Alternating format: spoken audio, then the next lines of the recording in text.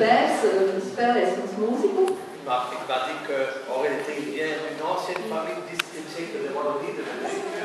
Viņš arī man pastāstīja, ka viņš viņa ģimene nāk no Beļģijas, no Valonijas, kāds tad 17. gadsimts ieceļotājs Zviedrijā. L'instrument qu'il a, c'est un instrument qui date de l'ancienne Belgique. Un tas viens no instrumentiem arī, ko spēlēja Beļģijā, vecs mūzikas instruments. Voilà, c'est pour nous. Tous les excuses sont bonnes de sortir de soi-même.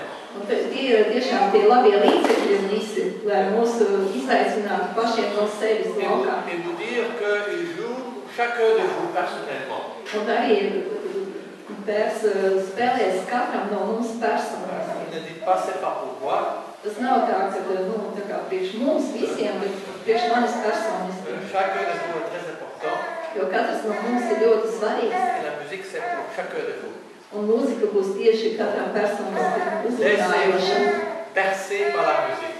Tātad ļausim mūs tā kā iemērt vai ajāt mūzikā. C'est un antidépressif. Tas ir antidepresīvs tāds līdzeklis. Paldies, danke, thank you. Thank you. Okay. Voilà.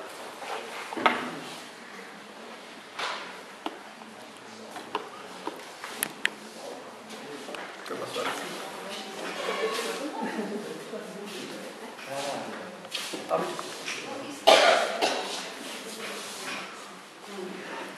We play a positive shock. Tas pozitīvais šoks tagad tiks spēlēts. Dance melody from Värmland where I come. Tā būs deju melodija no Vērmlandes, no kurienes es esmu. Zviedrijas reģions.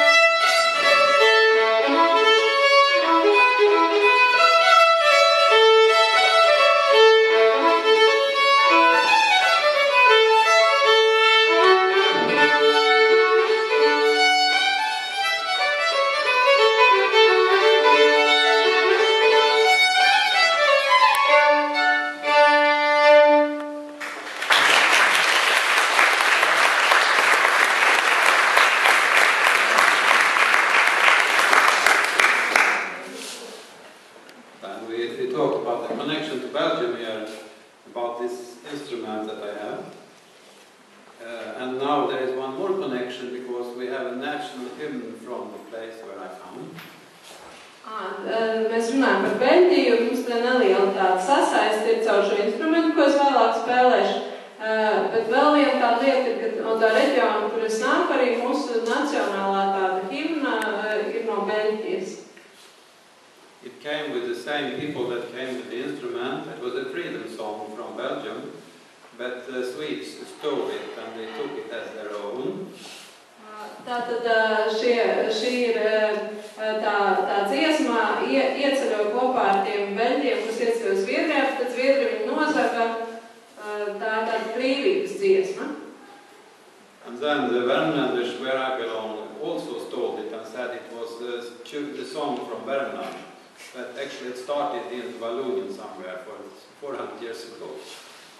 Pēc tam vērmlandieši, no kurienes es nāku, nozaga to vēlreiz un teica, ka tā ir viņa dziesma, bet īstenībā tā ir 400 gadus veca beļģu melodija.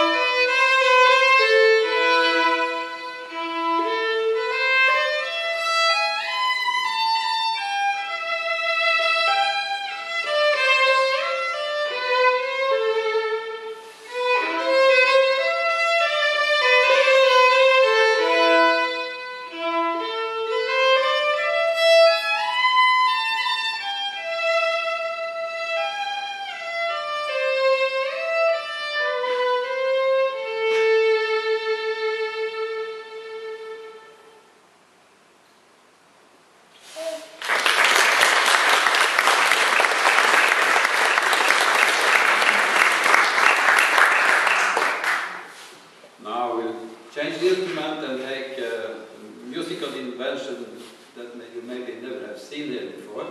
Tagad es nomainīšu instrumentu. Šis ir muzikālais izgudrojums, ko vairums nekad nav redzējuši noteikti. It would be interesting to know how many of you have seen this. Cik no jums ir kādreiz redzējuši tādu instrumentu? If you raise your hand. Yes.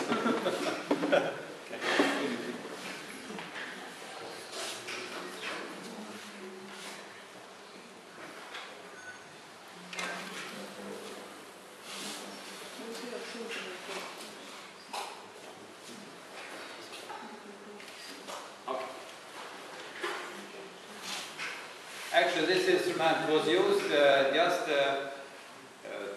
1,000 kilometers from here, maybe, the other side of the Baltic Sea.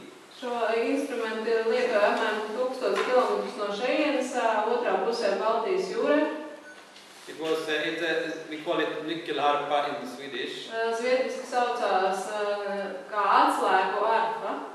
Here you have the mechanic is by like keys. Te ir kā atslēgas.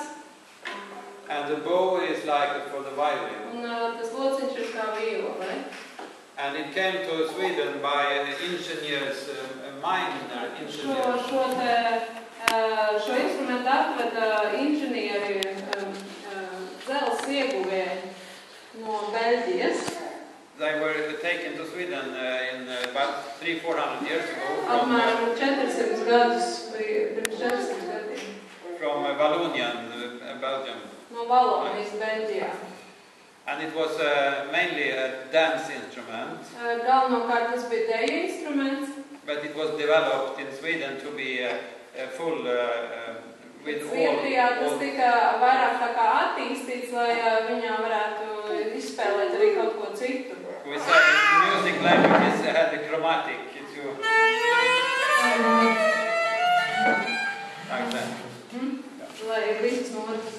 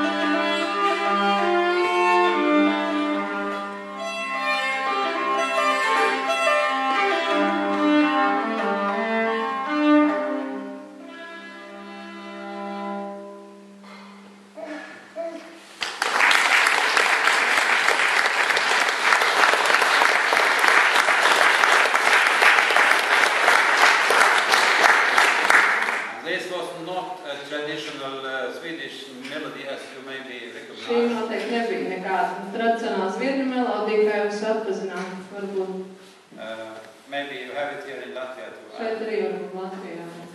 But now I shall try to play some of the traditional music on this instrument. Tagad es pamēģināšu nospēlēt kaut ko no tādiem tradicionāliem šī instrumenta paredzētājiem skaņdarbiem. I should try to play polska, which have its roots in Poland. It's a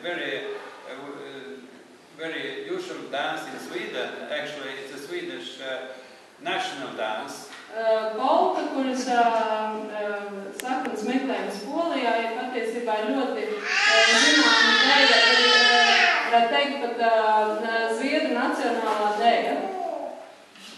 So our national song comes from Belgium and our national dance comes from Poland. Tā mūsu nacionālā himna nāk no Beļģijas un nacionālā deja no Polijas.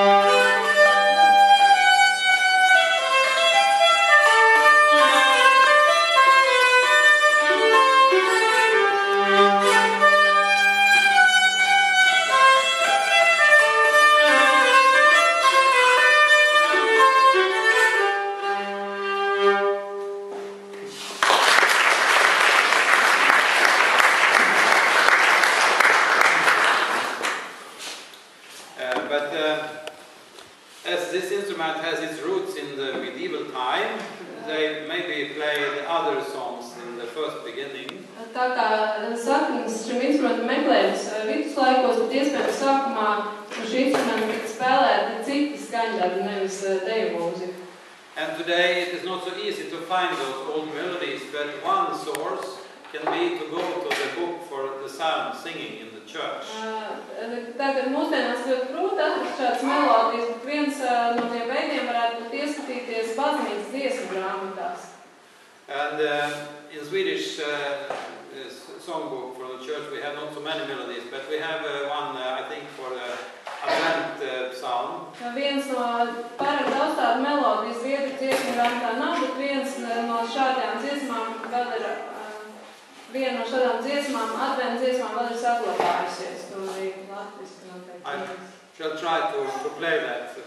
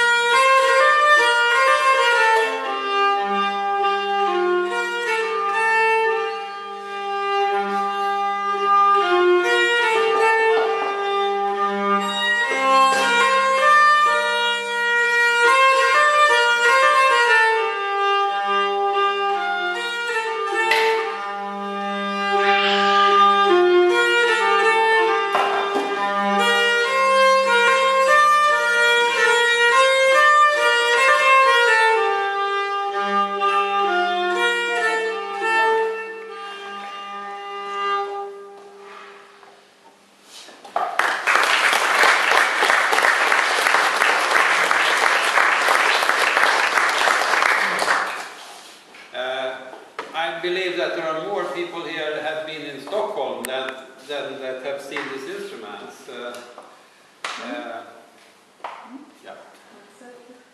I think there are more of them have been in Stockholm. daudz noteikti no jums ir bijuši Stokholmā. Yeah. So if you go to the main station in Stockholm and you see the House of Stockholm there with a big tower. Ja jūs aiziesiet uz Stokholmas centrālo staciju, un tad tur ir laikams tā kā Stokholmas rāda, tāds liels nams ar torni. They play every day 12 o'clock. It's a hymn from bells in this tower. Tad šī ir tā dziesma, ko 12. dienā katru dienu tur spēlē ar zvaniem. And it's a melody about St. George and the dragon. Tā ir melodija, kas, kuras vārdi, ja to dzied, tad stāst par svēto jūru, kas uzvar puķi. It is from the time when Sweden also was a Catholic country. Tas nāk no laikiem, kad arī Zviedrija bija katoļu zeme. But we have also found that this story about and the tradition with St. George and the dragon has its roots also in Belgium. Bet mēs arī tikko atklājām, ka arī šis stāsts par jūru un puķi, arī tam saknes ir meklējums Beļģijā.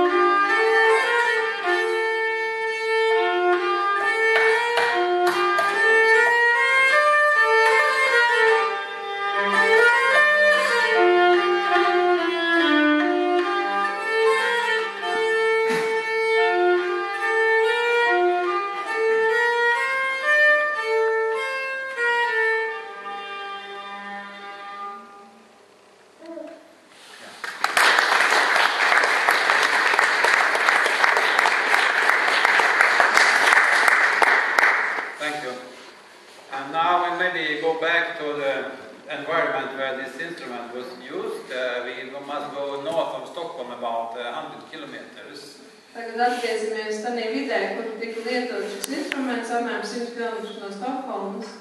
And there was almost like a small city for production of iron with organized society with school and everything that you need in your ordinary life.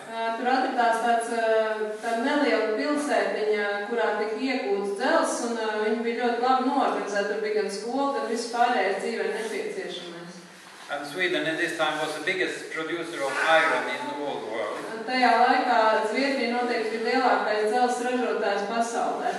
And when the week was done and the work was over, sometimes they made a dance in the hall for the wagons. Tad, kad nedēļa bija galā un darbi bija padarīti, tad tādā telpā, kur atradās tie dzelzs tumjamie vagoni, cilvēki sapulcējās, lai dejotu. And while they took out those wagons, they had a special melody. Kamēr stumjot ārā, viņi stūma vagonus laukā pie tāda īpaša melodija. I shall try to remember it, but just now it has disappeared from my head. Reiz tā ir izkritus man no galvas, es censīšos tev to atcerēties. Now it came back. Atcerējos.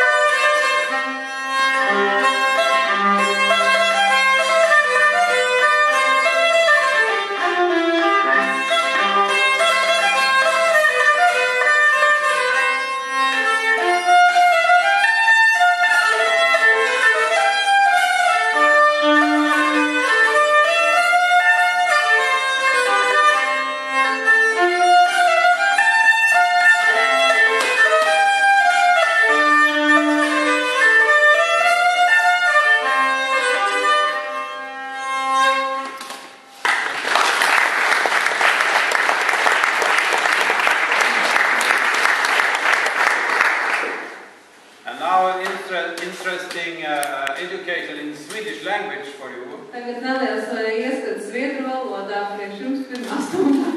And because there is the same word for iron that is for brain. Tādu pašu vārdu tiek apzīmēts gan smadzenes, gan zelts. And we all have our crisis in life, I think. Dzīvē mums visiem laikam ir krīze kādreiz. And a difficult period in my life, Manā dzīvē bija tāds grūts periods. I lost my conscience. I fell in the floor like this of beton. Es pazaudēju nokāpos uz betona grīdas. And my skull was broken 11 centimeters. Tur ielauz savu galvaskaus 11 centimetrus. Yeah, and bleedings in the head. Ar asins izplūdumiem smadzenēs. To manifest this awful accident, I made walls. Lai attēlot šo briesmīgu atgadījumu, es sacerēju valsti. That is, and it's called järnvalsen, which means Es to nosaucu par jērnvalsi, kas nozīmē vai nu dzels valsts, vai nu smadzeņu valsts. So here you have järnvalsen for all our troubles. Tas ir valstis visām mūsu bēdām.